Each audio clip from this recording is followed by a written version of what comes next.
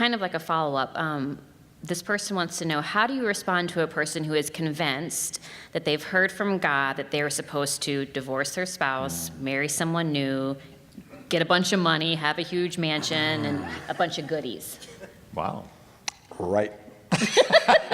Share the wealth. Spirit of the prophet, subject to prophet. The criteria, and I have heard crazy things done. People claiming God told them to divorce their spouse. Go back and marry the gal that you were dating in high school, who also was married with 2 children. But see, that was God's plan A for them. But they didn't hear from God because they got busy fornicating. So they missed the will of God. Now they married these loser people, and now they finally realized that they missed the call back then. So they're going to dump these loser people, and they're going to go back. What?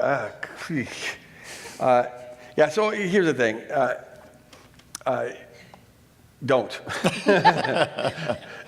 The criteria is always, what is this word consistent with the character of Jesus? Is it consistent with the will of God as it's revealed in Jesus and throughout Scripture? Does it line up? And if it doesn't, I don't care how certain you claim you are, it's not a God-ordained prophecy. Maybe it comes from a different spiritual realm, if you're thinking those kind of thoughts.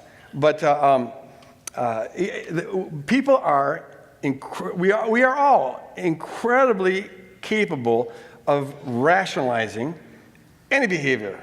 If we want it, we want this, but we also want to stay related to God. So somehow we can, and the smarter the person is, the better they are at this. They can twist it and somehow make it God's will, and we can talk ourselves into that, and even give it divine authority. And we always have to be on our guard against doing that with ourselves, like kidding ourselves, justifying ourselves. There's actually all this neurological evidence now that most of the reasons we give for the actions we do come after the actions. We act, and then we figure out why we did that. We're always justifying ourselves. The brain is really good at that. And it can do it for any sin that you could possibly imagine. So we have to always guard against that. And if someone that we have a relationship with comes to us and says this, I would say in a loving way, confront them about this. Could they be either deceiving themselves or even coming under the deception of the enemy? Because that's not consistent with what's revealed about God. Amen.